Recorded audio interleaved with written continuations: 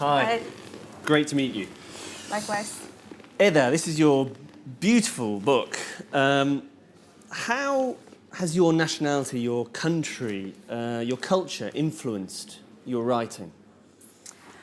Well, in some ways a lot and in some ways very little.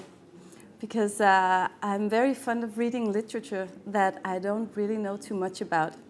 Because it gives you a certain kind of attention when you read.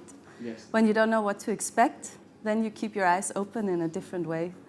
But obviously my culture has meant a lot because that's where I'm brought up. And especially in this book, I think it has been important because Denmark is one of those countries where women started working very early, and most women are very independent, and I think that's a big part of that book to be from a generation where this is a completely natural thing, to see yourself as a self-sustaining individual and things like that. And I think that is that's what made, let's say, the foundation for this book.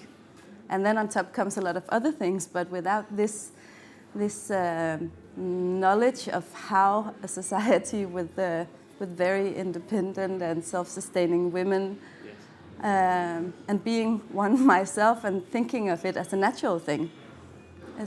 Fascinating.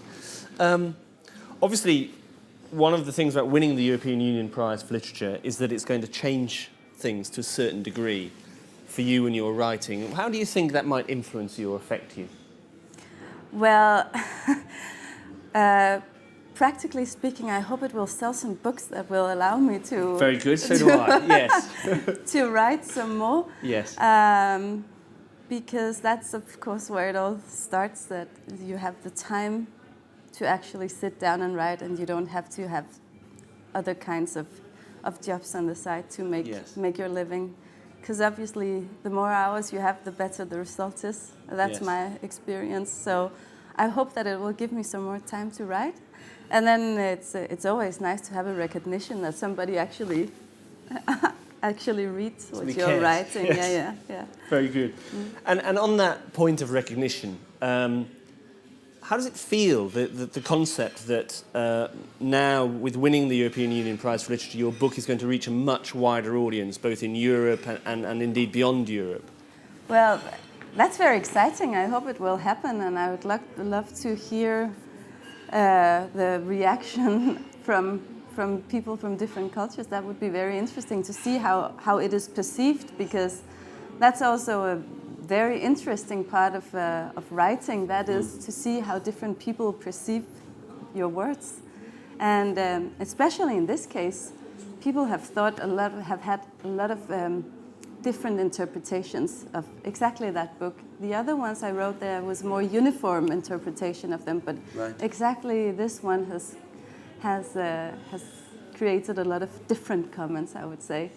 Excellent. People have focused on different things, so that would be interesting to see. Very good, very good.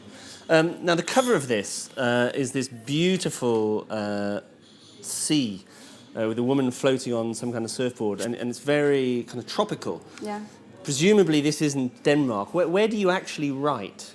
Where do you sit down and write your books? Well, this isn't actually Denmark, and it's also meant to be more of a picture of a mental state, of a state of mind. And where do I actually write? Well, I write in a lot of different places. I've been living in different places in Europe as well, in Madrid and in Florence.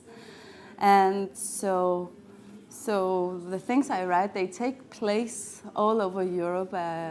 And this is actually the first one which is specifically taking place in Denmark.